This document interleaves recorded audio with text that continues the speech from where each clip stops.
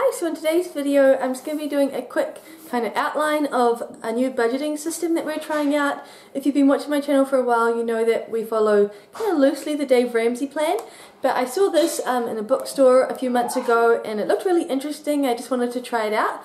So I might be pronouncing this wrong, but it's called Kakebo and it's the Japanese art of mindful spending. The first thing I want to say before I show you what's inside is I want to say that you definitely don't need this book. You could just use any blank notebook. I just bought the book because I hadn't heard of this method before, and in the beginning it has a lot of info on how to use the notebook and just really great information about the Kakebo kind of method of budgeting, so that's why I bought this. So yeah, I'm going to try and just give you the basics, and if you'd like to give it a go you can just use any old like blank notebook. So yeah, let me tell you a little bit about it and show you some of the pages inside. Okay, so this is what the book looks like in case you do want to get the exact one. If I can find a link to it on Amazon or anything, I'll put it in the description box below. So basically this has enough forms and things for the entire year, and after the year, if I want to continue using this method, I'll just move into a blank notebook. So on the first page here it just talks a little bit about it. So here it says that it's actually pronounced Kakebo, so I was a little bit off in my pronunciation, but I'll try and do it properly from now on. And it just says that it literally means household accounts book, and in Japan everyone uses one. Even little children are given their own like specifically designed book. At home and in school they learn to record their income and expenses, and that's something I really wish they did more in schools, is like financial education, because a lot of people come out of high school not knowing about debt and everything, and that would be super handy to have. It says previous generations used to keep records of household income and expenses in their own notebooks. These days, with credit cards and payments made by cell phone and one-click online shopping, we've lost track of the money moving in and out of our wallets, and Kakebo is a useful and effective tool for keeping track of expenses and learning how to save.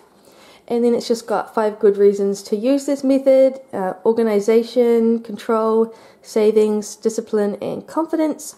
And then on the next page it's got the categories. So using this method you write down everything that you spend and you put it into different categories. So you have essential spending, optional expenses, entertainment and leisure, and extras and unforeseen events. And I've zoomed in on them there. Hopefully that'll work. So if you wanted to pause the video here and see how it's all broken down, then you can. And on the next page it kind of shows you how to set up your monthly budget. So I'll show you soon, but this is what the pages look like, and here it's just got how you break down everything and how to set it up. But I'll go into more detail of that when I actually show the pages.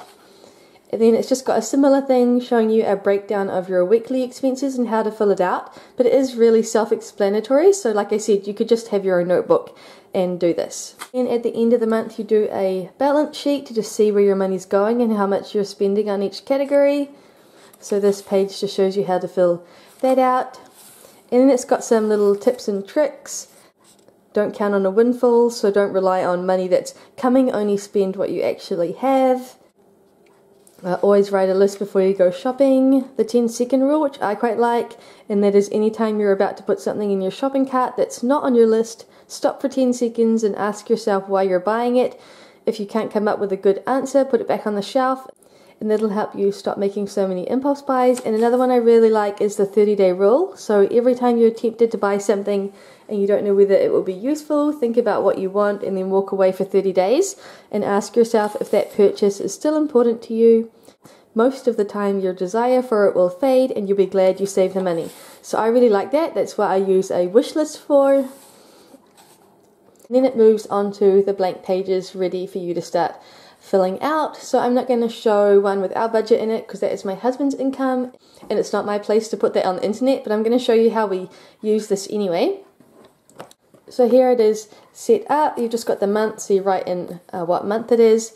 Then it's got record your monthly income and spending, so it has a date column, an item and an amount. And then it has fixed expenses, so rent, mortgage, like bus pass. So in the fixed expenses it does have a few things kind of pre-formatted and written in there, and I don't really like that. Some of the things don't apply for me, like the bus and subway pass and school cafeteria, things like that. So what I do is I just take a post-it note, I cut it in half, and I just put each post-it note over each half, and we also have 2 paychecks in the month, and we pay different things on different paychecks. So I just use the first column for paycheck number 1 and the second for paycheck number 2, and that's just for my fixed expenses. Again, if you're in a notebook, you'd have a lot more room and it would be a lot more personalized to you. But that's what I do for this book. I just place a little post-it note over. So you just fill that out with things that occur every month. And then it has goals and forecast. So which expenses do you plan to cut to save money? So I really like that. Each month you could focus on a different task or a different expense that you might be able to cut down. Like you could say, this month I'm going to spend $100 less on groceries, or this month I'm not going to do this particular thing. So I really like that. And then it's got how you can reach your goals. So if your goal was to spend less money on groceries, then you could say that you're going to eat out of your freezer or clear out your pantry.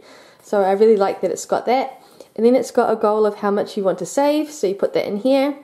And then it kind of just gives you a final amount here. So it says, how much money do you have available this month? So you can look at your income and put it here. Then you minus your fixed expenses from here, and then you can minus your forecasted savings, and it will give you a cash available amount, and that's the money that you have to work with. That's the money that can be spent however you like. So once you've filled that out at the beginning of each month, it goes straight into a bit where you can record every expense. So I just do this every night before I go to bed.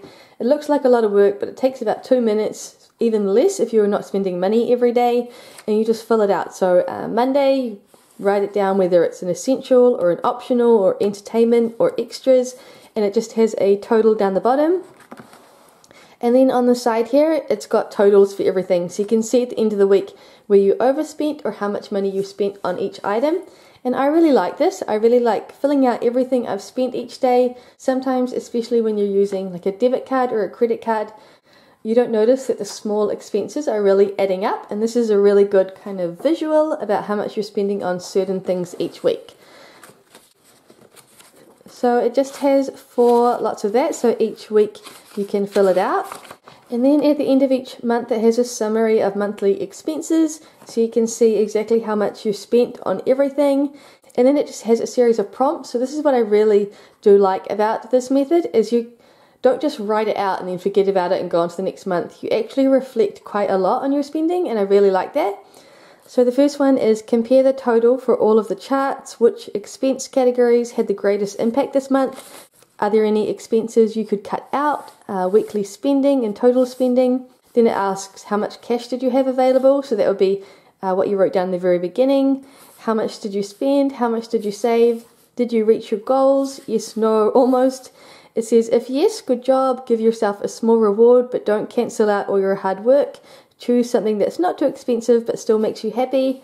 And then if no, what went wrong? What could you do next month to improve? So I really like that you are being mindful and you are looking back at spending and trying to improve that in the following month. And then it just starts straight back again for the new month. Now, at the very end of the book, it has an annual balance sheet. So I haven't used this yet because I haven't used this method for a whole year. But again, it just makes you review your yearly spending. It says which month was the most difficult, why, which month was the easiest and why. And then you can calculate everything you've saved. It says which expense items had the most impact. Were you aware of those? Have you changed spending habits? Are there categories where you could cut spending for next year? Are there categories where you'd like to or need to invest more? So again, just really good at taking a good look at your finances and where the money's going. And I'm not very good with Excel spreadsheets and things like that, so having a book like this is really helpful. So that is a quick look into the Kakebo method. I am really enjoying this. It's a really nice thing to sit down at the end of the day and just quickly fill out and have it all recorded. It's also great for knowing whether you've paid bills and what days you paid them on. So I definitely recommend giving this a try if you haven't budgeted before, or you are budgeting and you just like to try a different method. It's always good to freshen things up and try something new and see if it works better. So yeah, I'll definitely be doing updates on this. I might do one at the end of using it for a full year and tell you how it went and which categories we are struggling in and which ones we are changing.